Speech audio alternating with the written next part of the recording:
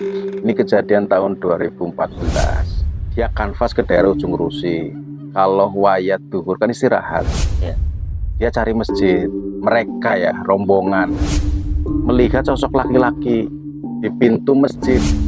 Laki-laki pakai pakaian Jawa. Jadi laki-laki itu kayak nunggu katanya ya, kayak nunggu. Jadi lama di gerbang lihat orang di dalam situ lama. Sampai rumah, lilik saya itu surupan. Setelah itu lilik kenyong bisa maca Quran. Orang bisa maca Quran, orang fasih wis lah, wong kana bisa fasih gitu loh mas. Intinya anak sing seneng pengen nonton. Assalamualaikum warahmatullahi wabarakatuh. Salam Rahayu. Kembali lagi di channel Romya Medeni. Bersama saya Guntur Saketi. Kali ini kita akan ngobrol-ngobrol terkait dengan kisah-kisah misteri yang dialami salah satu orang yang sudah pernah ke Romet beberapa kali. Dan kita sapa saja pada malam hari ini kebetulan di lokasi gubuk ya, gubuk di sekitar Selawi, dan kita akan ngobrol-ngobrol dengan Ustadz Trojik. Selamat malam, selamat malam mas. Iya. Halo ya mas. 3 kali ini ya tadi. Iya.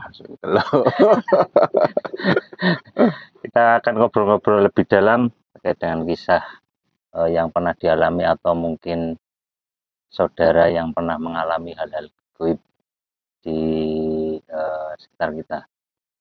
Monggo Tat, apa yang mau diceritakan malam hari ini? Iya, assalamualaikum warahmatullahi wabarakatuh. Terima kasih wis ngundang ping telu, memang asik sih ya. Asik Tat. Ngobrol ini. Ngobrol. Tapi kita kemaning mas. Iya. Apa pengen ngerokok Tat? Iya, jadi sebelum acara tadi ngerasani tuli dengan sing pantak cerita kena ya, nyong duwe lilik. Saya punya lik itu pernah kerja di Kendari mas, di Papua dari bertahun-tahun lah, sampai kemudian dapat orang sana. Itu awalnya. Kemudian karena apa ya, karena sesuatu hal mereka pulang ke Tegal, istrinya diajak, anaknya diajak. Pada saat itu nggak seperti ini. Kendari saya pernah ke sana juga tahun 2000. Jadi orang kaya saya kira Kendari lah, sudah maju dulu tuh benar-benar mas seperti itu. Bahkan lilik saya itu ya terkonfirmasi baca tulis Al-Qur'annya ya bukan nol sih ya, dia pernah ngaji tapi ya nggak mahir mas. Nggak mahir. Akhirnya ke sini karena ekonominya harus berjalan terus, suaminya kerja, dia ikut kerja. Di tempatku itu, desaku itu banyak sales kacamata mas. Oh iya. Jadi yang pagi berangkat kanvas itu. Nah ini saya akan cerita tentang lilik saya ini, bukan saya yang ngalami, tapi saya agak tahu persis itu. Saya tahu saya ponakan mendampingi juga. Saya mendampingi dan saya di situ, rumahnya nggak jauh, saya ponakannya itulah. Jadi alkisah, tapi ini benar-benar terjadi. Dia kanvas ke daerah Ujung Rusi. Kemudian kalau wayat duhur kan istirahat, makan ya, karena makan seadanya, tidur, dia cari masjid. Mereka ya rombongan itu cari masjid. Nah itu ada masjid ini saya belum jelas mas. Sekarang kan di utara Patulujo ada masjid baru utara itu, di masjid itu atau masjid di dalam gitu. Tapi dulu itu setahu saya masjid yang di dalam yang Itu baru berarti. iya itu baru. Setahu saya di masjid yang dalam karena ketika diceritakan itu masjidnya itu pakai pintu katanya, pakai pintu pagar kecil itu. Berarti yang di dalam. Nah, ini pun kemudian terkonfirmasi kalau di dalam itu kan ada Taman Brebes. Ini saya cerita dulu ya, Mas, sebelum nanti nyambung. Taman Brebes itu tempat lucu yang tanah kata milik Brebes dan di dalam ada Rengas atau apa Jati Besar, Mas, di Jauh Jogros itu. Intinya itu antara tempat-tempat itu. Nah, ini rombongan satu mobil ini sholat duhur nengkono, Mas, sholat duhur di dalam masjid itu. Kemudian ada yang tiduran, ada yang sholat, ada yang makan. Nah, ini katanya lilik saya itu melihat sosok laki-laki di pintu masjid. Oh, di pintu masjid. Iya, pintu luar ya, bukan pintu masjid dalam, tapi pintu gerbang masjid. Ya. Laki-laki pakai pakaian Jawa. Ngawen-ngawen, delengna terus itu. Kemudian teka maning, Mas. Aduh. Apa, Mbah? Iya. Di anu dulu iya. Disambi. Dan tidak tegang. Iya. Ini kalau yang merasakan di sini merasakan banget ya, Mas. Iya. Datang bismillahirrahmanirrahim. Itu pakai pakaian Jawa pencak silat. Balkonnya kayaknya jenengan itunya ikat-ikat yang sederhana banget itu. Dia itu kerja lagi, Mas. Kemudian pulang. Sampai rumah, lilik saya itu surupan. Dari sore itu, Pak. Sore, bener sore. Wong balik pulang kerja sore. Wong nyong melu lek-lekan. Karena sampai pagi belum bisa disembuhkan. Ya, ngundang kiai, ngundang pinter, sana. Ceritanya itu terus. Berulang-ulang. Nah, yang kemudian saya ceritakan adalah setelah itu Lilik Kenyong bisa baca Quran, bisa dalil, dan itu benar nggak? Iya, macamnya benar, gitu loh. Ya ini jangan kemudian cerita ini wali ya, janganlah, nggak sampai ke sana, gitu loh. Nyong ya nggak sampai ke sana. Kemudian setelah kejadian kesurupan itu dalam tanda kutip jadi orang pintar. Ini kejadian tahun 2014. Bahkan nggak sebut nama calonnya siapa, menggunakan jasa dia untuk pencalonan. Karena pada saat itu berita cukup viral, terutama di kalangan-kalangan itulah. Iya. Itu di kalangan itu, sehingga salah satu calon itu pakai itu. Berjalan lama. Jadi tamune banyak ke rumah. Kemudian sering keluar tunda. Cara pengobatannya pakai kayak Islam. Baca Quran ini, baca Quran itu. Dan secara ekonomi tiba-tiba gitu. Tapi pada sembuh gitu, apa gimana? Ya karena ramai kan akhirnya biasanya kan ya sugesti. Ya sugesti, tapi sembuh ya sembuh. Karena ramai sembuh. Spesialisnya apa? Saya mau kurang tahu apa warung, tapi banyak tamunya. Politis. Jadi awal-awal itu berawal dari itu di Taman Bunga depan 407. Mintanya ke situ terus waktu kan. Mintanya ke situ terus. Pas lagi kesurupan itu. Pas lagi kesurupan.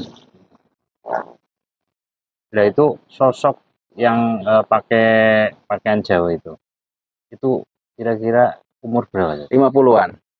Katanya nggak tua-tua banget sih. Wong teman-teman lagi pada makan, dia depan pintu gerbang lama. Jadi laki-laki itu kayak nunggu katanya ya, kayak nunggu. Jadi lama di gerbang lihat orang di dalam situ lama.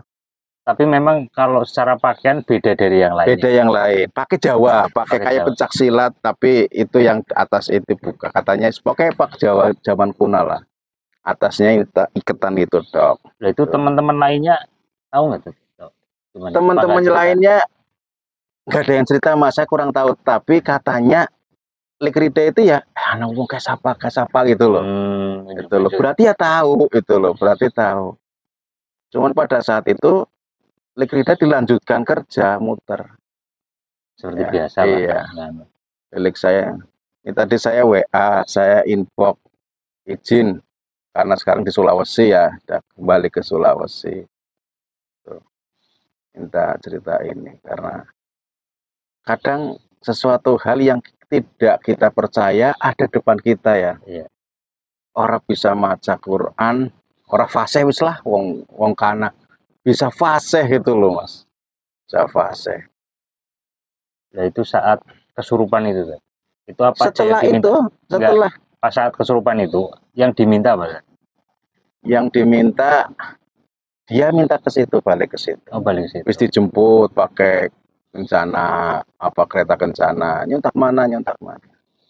Ya. Berarti lama itu kesurupannya? Pulang kerja maghrib, malam-malam saya selek-lekan di situ belum, sampai pagi beberapa hari. Oh, nggak sehari? Nggak sehari. Nggak sehari. Berapa hari? Ya sekitar 3 harinan lah. Seingat saya sampai 3 harinan. Sampai orang-orang pintar dalam tanda kutip, baik yang hikmah maupun yang itu, yang paranormal itu diundang. Lah, baru pada situ tempatnya ngomong seperti itu banyak pada saat itu. Nah, itu dari perkataan Ustadz ataupun para spiritual itu apa itu yang disampaikan? Ya, intinya anak sing seneng pengen ini tak sambung dengan cerita saya lah, saya pribadi. Suatu saat saya pulang malam, Mas, nyong balik bengi. Nah, atine ku ora tenang. Jane nyong atine kayak nyong aning kayaknya pan kenapa apa ke. Saya nggak langsung pulang depan rumah padahal. Karena ada salah satu ustadz dalam wong pinter di utara rumah saya rumahnya, Mas. Nah, kemudian dia pulang sana, nyong ora balik rumah, maring ustadz itu. Nyong nang apa tat. Kemudian ustadz itu punya inisiatif ngundang bojo karo anak ke rumah. Ke rumahnya ustadz itu. Ngono ngomong. Nantangnya sampan kan gak didukun ya kan. Agar mau didukun gampang nemen. Saya nyambungnya itu. Bahwa kemudian orang itu yang datang ke lilik saya kemudian tidak bisa keluar, ada di dalamnya, kemudian jadi orang pintar. Kalau saya memang pada saat itu, saya tak buang. Nah, itu liliknya itu berapa lama kan? Menjadi orang pintar itu berapa lama? Atau mungkin sampai sekarang atau gimana? Kalau jadi orang pintar dengan ada orang-orang yang masih percaya dia pintar sampai sekarang. Saya infokan aja masih cerita mistis-mistis beliau. Yang makam Teluk Puluh yang pernah di Rokromet dibahas itu, dia tahu banyak. Baru-barusan ini sekitar 2 mingguan dia bahas makam itu. Padahal pernah ke sana? Ya, barangkali dia sering ke sana banget setelah jadi orang pintar.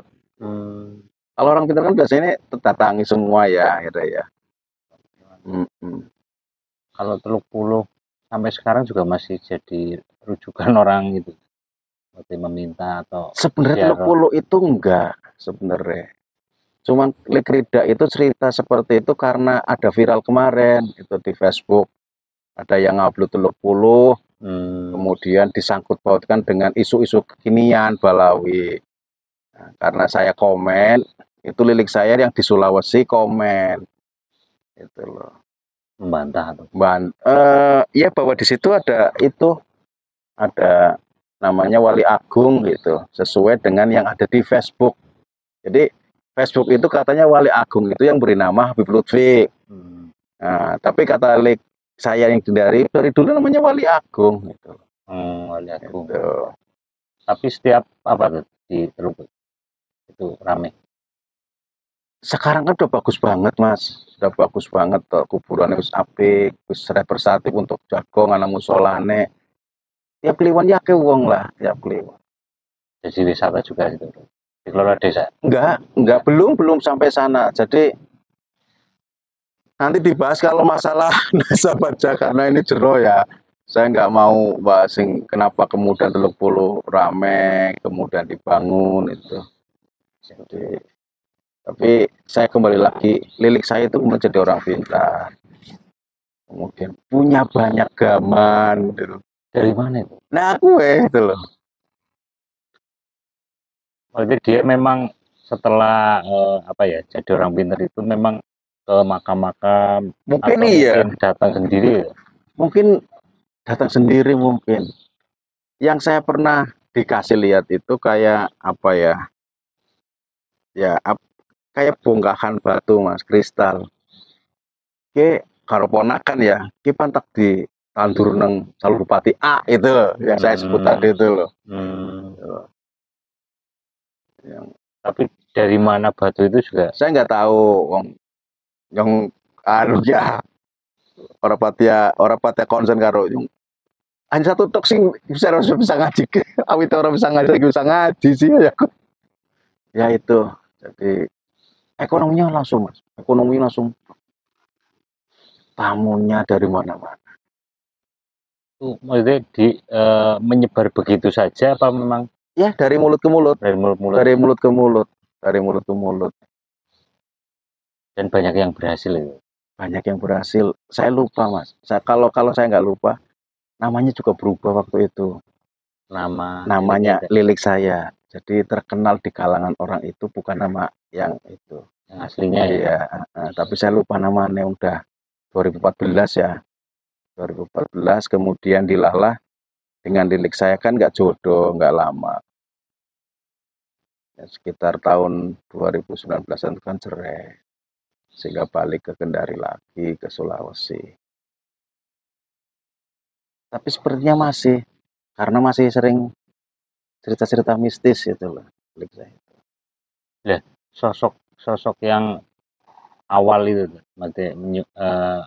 masuk ke liliknya itu sampai sekarang masih dirasakan liliknya atau gimana? Pernah komunikasi itu? Kalau komunikasi langsung enggak, tapi kalau dia masih cerita kayak bab-bab kayak gitu biasanya kan masih ya. Sepertinya awet. Cuman memang yang membuat jarang tamu karena perubahan itu secara fisiknya, secara kehidupannya berubah. Kemudian nggak di Bulakwaro lagi, kan keluar dari Bulakwaro. Beda. Iya, itu, Mas. Kehidupan yang berubah. Jadi kemudian saya nggak tahu masih apa enggaknya ya, karena dia berubah sangat.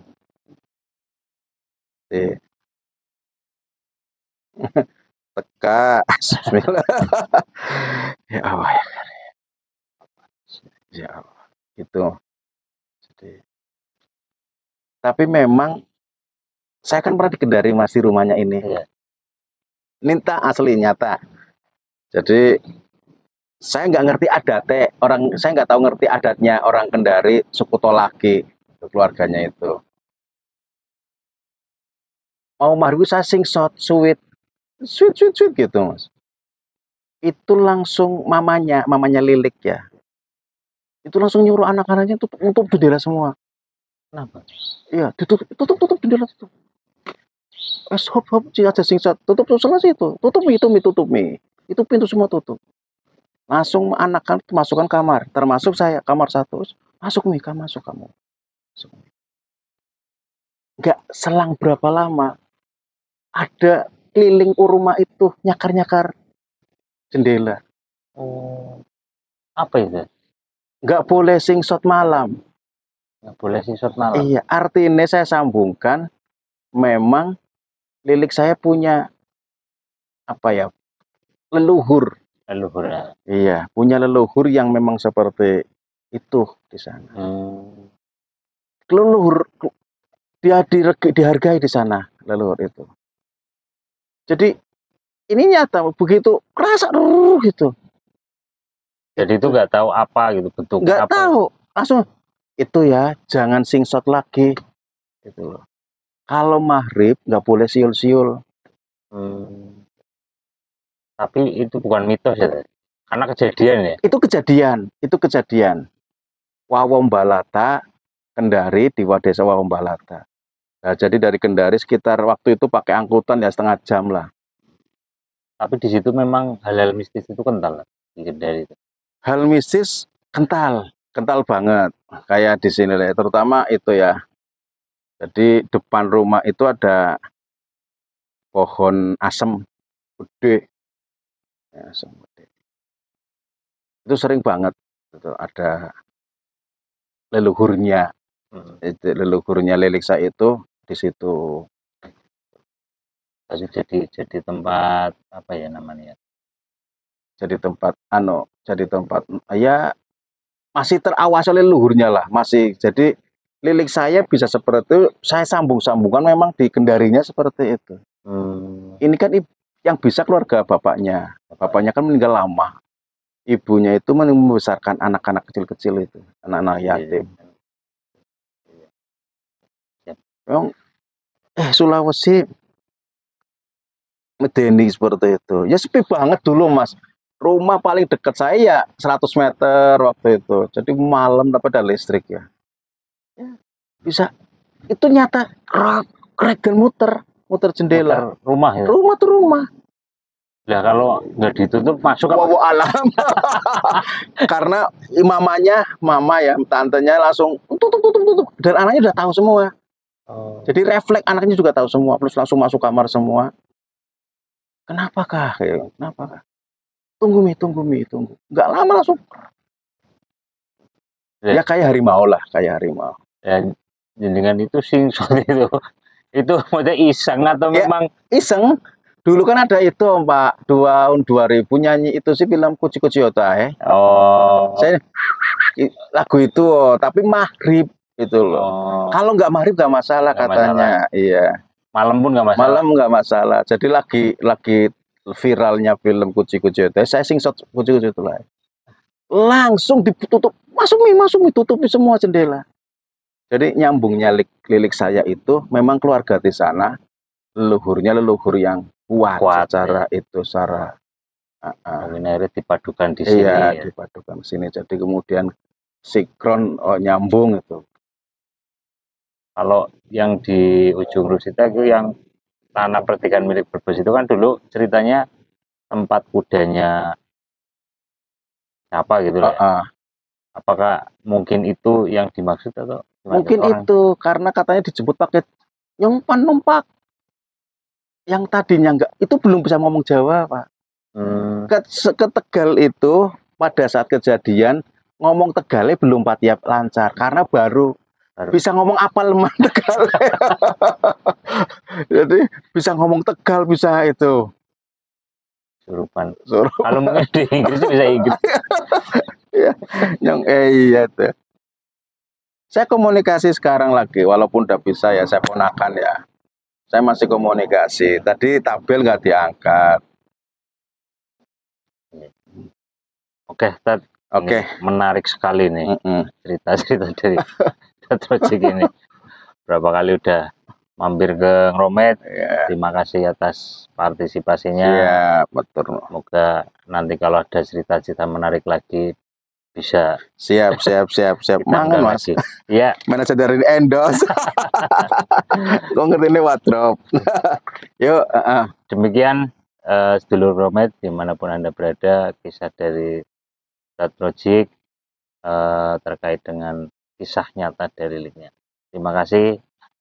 Jangan lupa like, comment, dan share video ini.